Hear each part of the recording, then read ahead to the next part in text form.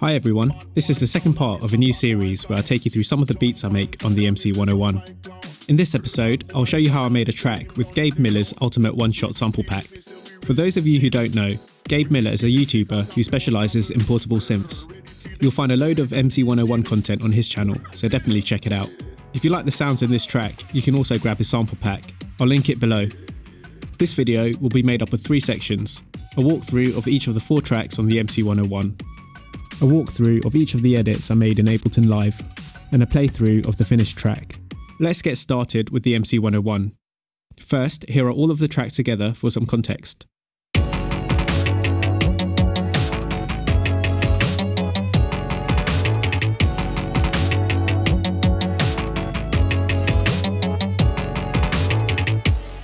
Track 1, Drums.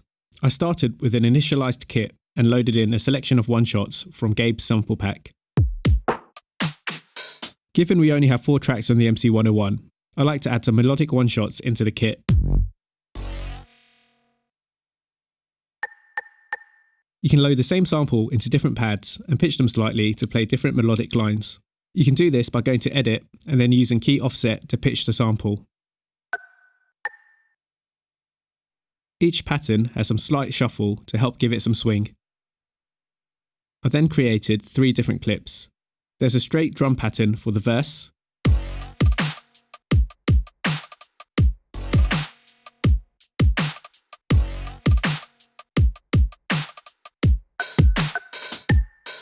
one with slightly more bounce for the chorus,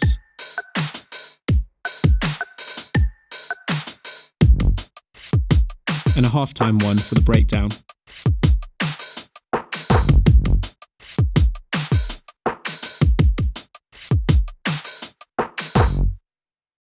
Track 2, Bass. I used a tone track with a bass pluck one-shot from Gabe's pack to create the bass patch. In order to get the glide, I added some slight portamento with time set to 5. I also really like the sound of the 2 following MFX. The Space D chorus and the guitar amp sim. It was really hard to choose between them. I have 3 clips, but they were actually made from just one pattern. The main pattern was created using the arpeggiator. Hold down Note to turn it on. In the ARP settings, I'm using the Auto 1 motif with octave range of -2.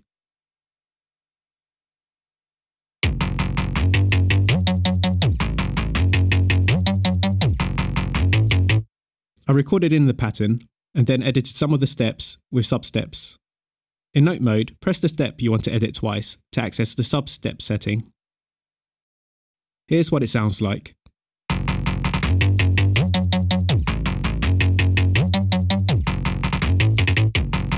The second clip is exactly the same as the previous clip, except I reversed the pattern. Press Shift to measure, and then set the mode to reverse.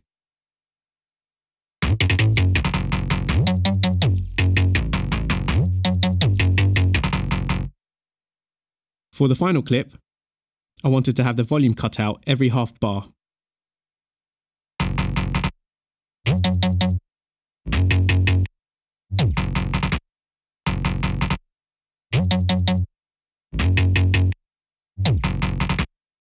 I did this automatically using the motion designer.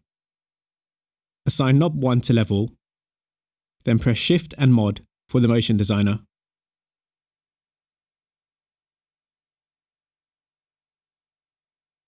Set type to square, step length to 8, minimum value to 127, maximum value 0. Destination, sound. Then execute.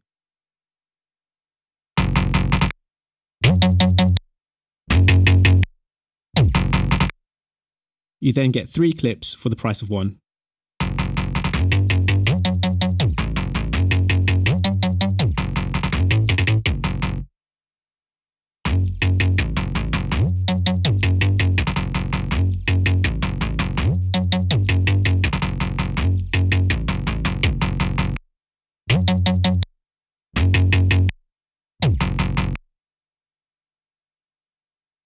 Track 3, Chords.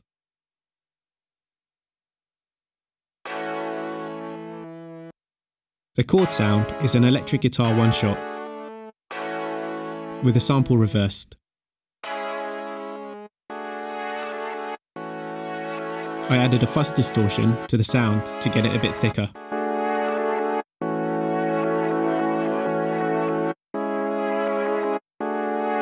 I then sent the sound to a lot of delay and reverb.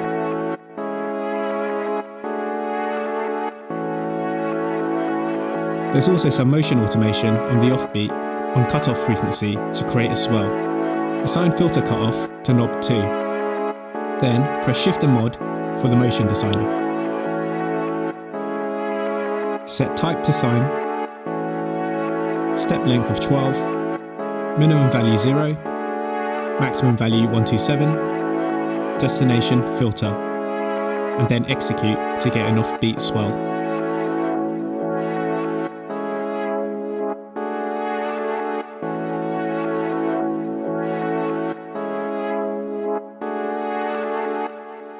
I used the chord designer to change the chords on each pad. Press Note twice to enter chord mode. The pads will turn yellow. Then press Shift and Filter to enter the chord designer. You can then choose a scale, root note, and chords. Press Sound to preview the chord. And then write them to pads.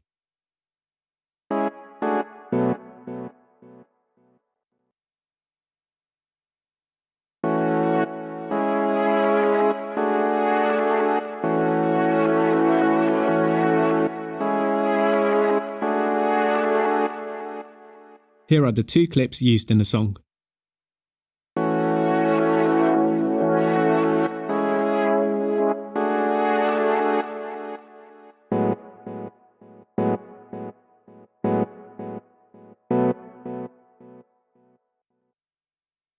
Track 4, Lead.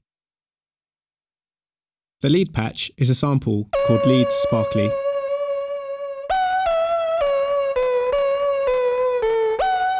I didn't do much processing on this, except to add an MFX called Guitar Amp Sim.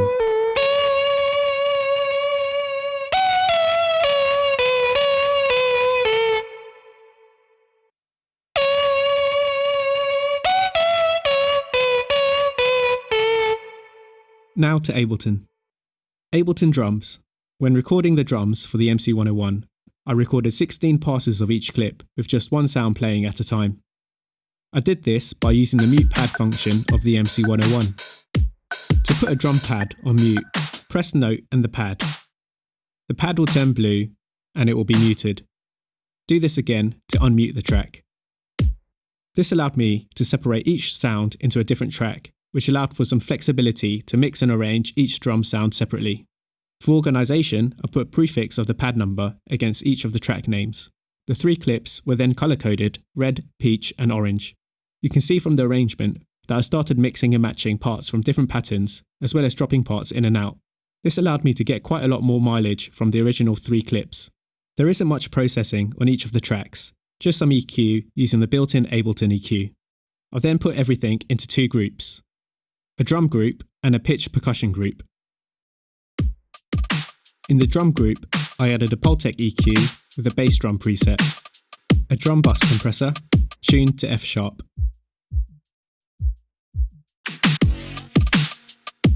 a Reason Rack plugin with the Audiomatic Retro Transformer, and a Screen Distortion plugin to slightly colour the sound,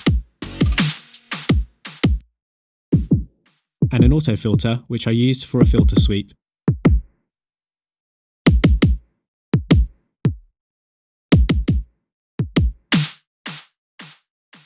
I also automated delay sends throughout the track for some variety.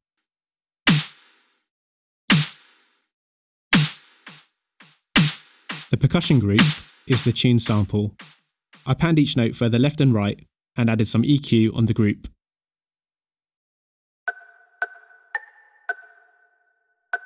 Ableton bass. As mentioned previously, I couldn't decide between the bass with the chorus effect or the bass with the guitar amp sim.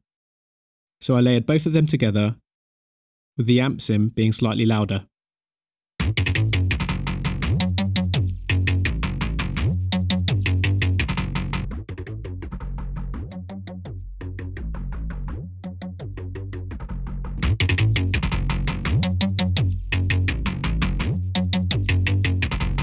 I then added some EQ, a compressor, and a transient master. There is a bit of distortion using a stock Ableton saturator. There is some sidechaining with a shaper box, but I put this at around 50% as I didn't want to lose too much of the bass. I then automate the dry-wet levels throughout the track for some subtle variation.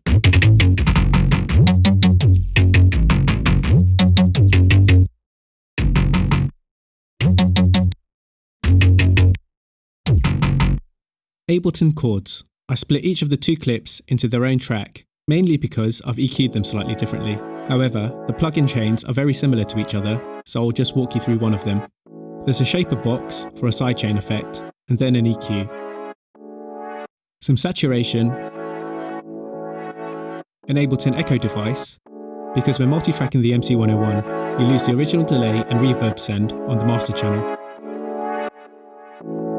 And Reason's Audiomatic Retro Transformer for a bit of lo-fi colour. You'll notice that there's some automation on the feedback of the echo device to help build up a swell for transitions between sections.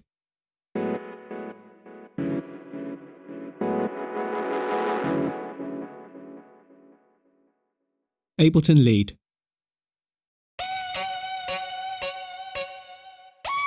There's some sidechaining with shaper box, an EQ to get rid of the low end, and a little extra crunch with a Waves plugin called Berserk.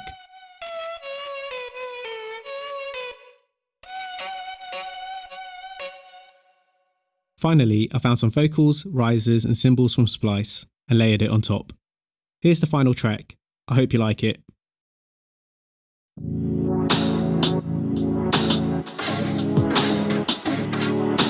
Bad boy sound and this a bad boy sound. Bad boy sound and this a bad boy sound. Jump and sound and me say sound like clown. Bad boy sound and me say him run the town.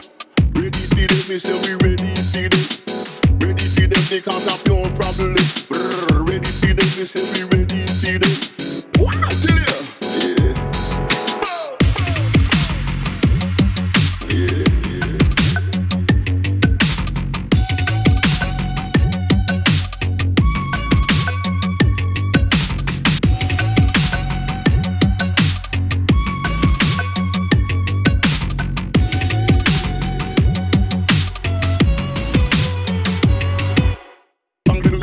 Me say well versatile.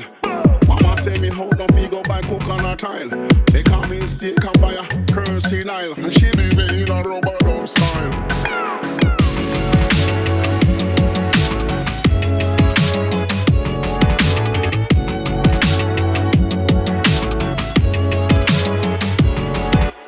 Bad boy sound and this a bad boy sound.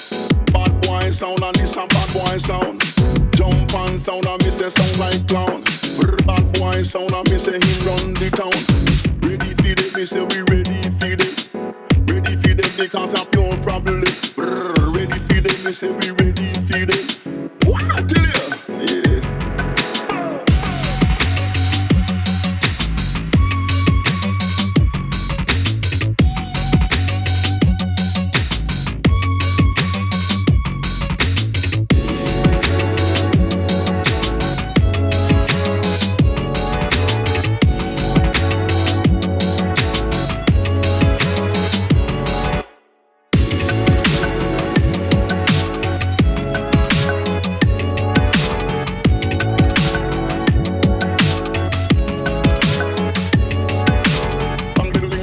Say well versatile.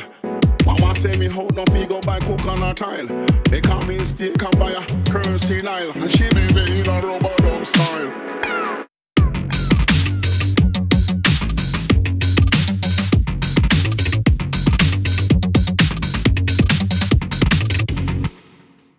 If you like this song, you can download it for free. Also remember to check out Gabe Miller Music. I hope you found this useful. Remember to check out my other videos for more MC-101 content. If you like this video, hit the like button and subscribe to T-Break Beats for more videos like this one.